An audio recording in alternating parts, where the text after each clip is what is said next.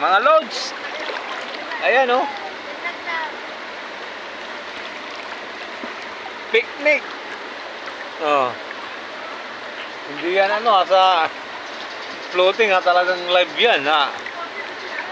Nakaupo sa tubig at ano, bato at sun. Hindi kami sa floating, talagang nagbibiting kami sa ano. Ano, si tropa. Dito kami sa saan daw? Camp 3. Camp 3.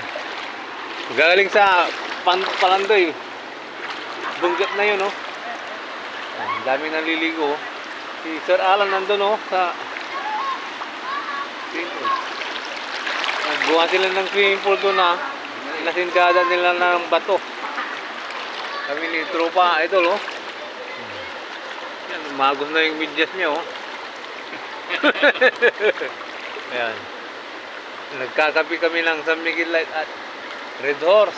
Red Horse tayo mga idol ha. Dami naming baon galing sa Surubyo.